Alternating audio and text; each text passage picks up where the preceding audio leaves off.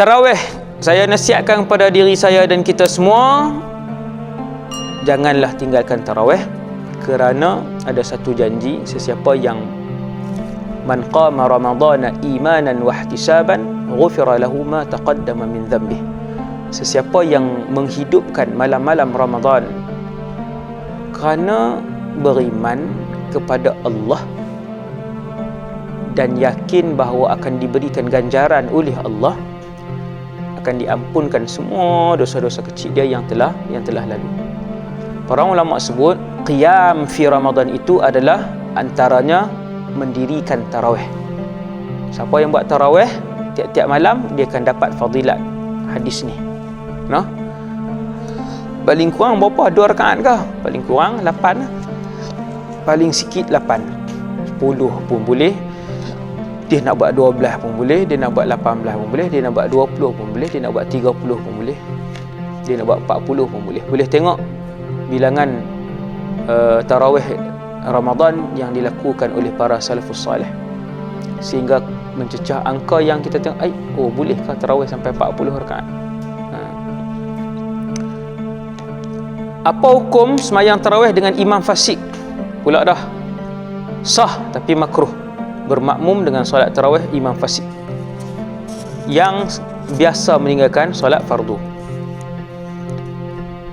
Puasa tapi tak solat tarawih sah ke tidak? Sah. Orang yang puasa tapi tak solat tarawih sah, tapi macam saya beritahu tak salah, rugilah, besarlah kerugiannya.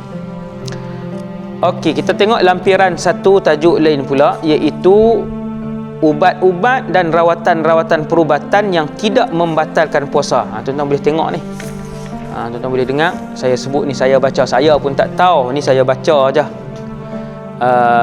Apa yang disediakan oleh Ustaz Muhadir ni. Dan Ustaz Muhadir ambil daripada buku Panduan Berpuasa bagi Pesakit. Susunan bahagian penyelidikan dan pembangunan fatwa Jabatan Mufti Pulau Pinang. Ni yang tak batal lah. Ada lebih kurang berapa ni? 4, 5, 6, 7, 8, 9, 10, 11, 12, 13, 14 yang rawatan perubatan yang tak batal. 1. Ubat titis mata, titis telinga dan cuci telinga dengan syarat tak sampai ke batas gegendang, tak lebih gegendang. Sini gegendang.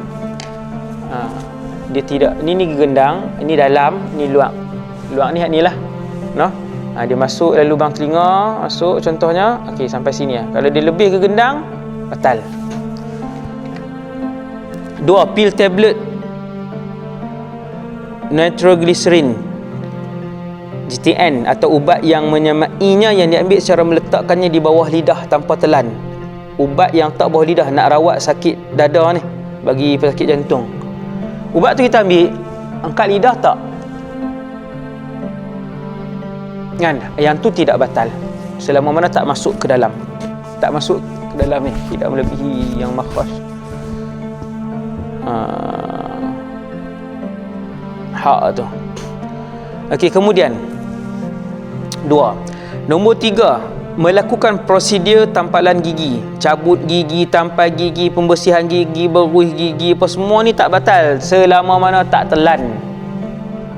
Semua bentuk suntikan, sama ada melalui lapisan kulit, otot, sendi atau salur darah. Okey, tak batal suntik. 5. Derma darah ataupun pemindahan darah. Derma atau pindah darah tak batal. 6. Ubat-ubatan dalam bentuk sapuan, balut, plaster pada permukaan kulit, sapu satu badan, contohnya sapu, tak batal. 7. Ambil sampel darah untuk ujian makmal, tak batal. Memasukkan tiub kecil melalui salur darah untuk tujuan pemeriksaan seperti prosedur angiogram untuk pemeriksaan jantung. Saya pun tak tahu benda apa ni, tapi orang yang penyakit ni dia tahu, dia dengar ni, dia tahu yang empunya penyakit ni. Tiub kecil tu masuk melalui salur darah.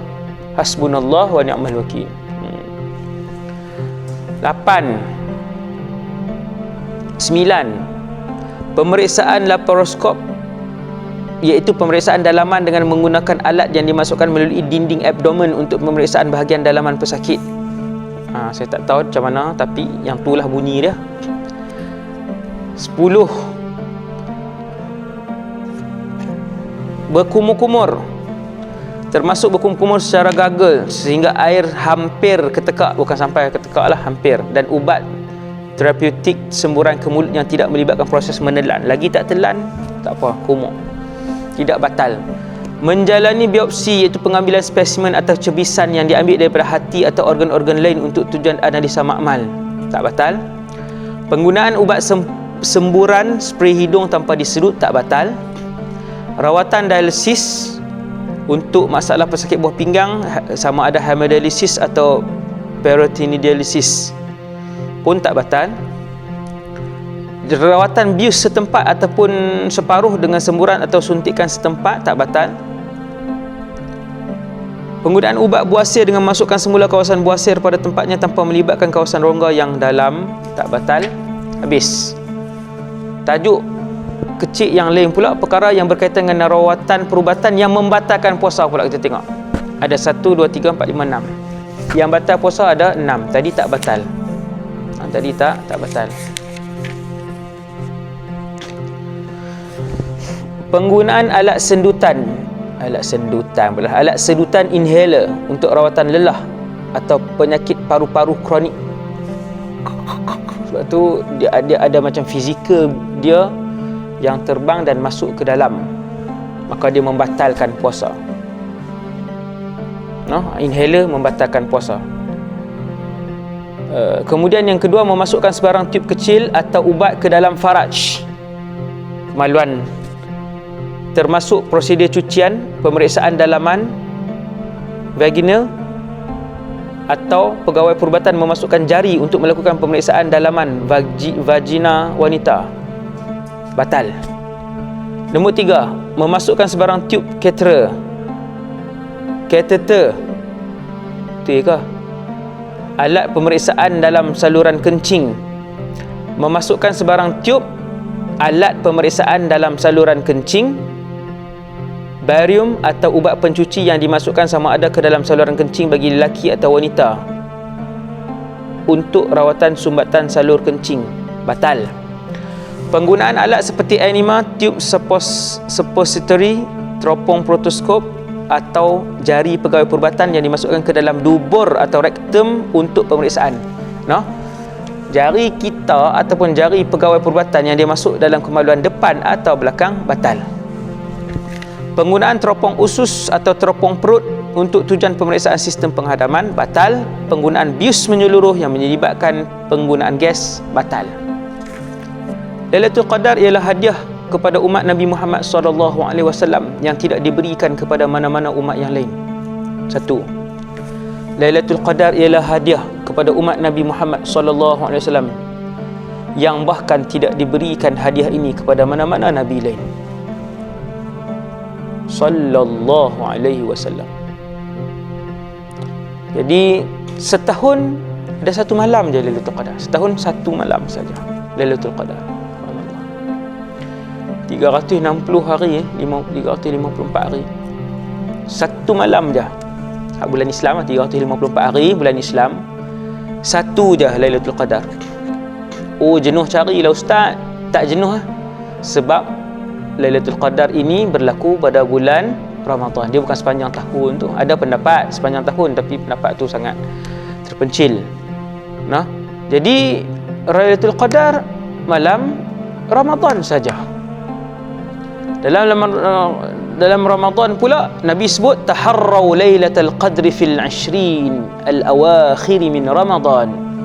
Nabi kata carilah Lailatul Qadar tu 10 malam yang terakhir. Nabi sebut pula 10 malam. 10 malam yang terakhir pula Nabi sebut. Lailatul Qadar ialah dia macam raja malam daripada 354 malam setahun. Dia raja. 354 malam setahun, rajanya bernama Lailatul Qadar. Subhanallah. Sebab apa? Sebab ibadat pada malam itu menyamai 1000 bulan punya ibadat. Gandaan dia. Lailatul Qadri khairun min alfi syahr. Okey.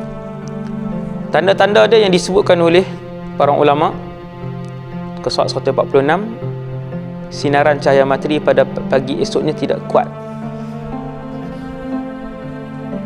Yang ni ada hadis riwayat Al-Imam Tirmizi, inna syamsa sabihataha laysa laha syu'a'. Cahaya matahari pada paginya tidak kuat, kelihatan putih cerah, tidak banyak sinaran. Kemudian tanda-tanda lain yang disebutkan oleh para ulama. Nah, yang ni sebahagian besarnya tidak ada hadis kan. Ini tidak ada hadis. Yang ni yang dialami oleh sebahagian para ulama, iaitu rasa air laut menjadi tawar. Tapi tak semestinya tuan-tuan, tak semestinya. Siapa yang rumah dekat dengan laut, sekali tiap-tiap hari dia pergi ke laut, tiap-tiap hari dia pergi jilat, laut ambil setik tak rasa, ambil setik rasa. Dia kata, ustaz, 30 hari saya rasa tak ada sehari pun air tu tawar, semua masin. Ni nak kata siapa mohong pula kan. Tu saya sebut yang ni tak semestinya. Yang mana yang tak ada hadis itu tidak semestinya. Yang ni yang dialami oleh sebahagian para ulama. Begitu. Yang laut jadi tawar, para malaikat tawaf di Masjidil Haram di atas kepala manusia, pelepah tamar sujud, lelaki lumpuh boleh berjalan selepas berdoa, lelaki di Basrah sembuh daripada bisu, malamnya tenang, anjing tidak menyalak. Kaedah mencari Lailatul Qadar.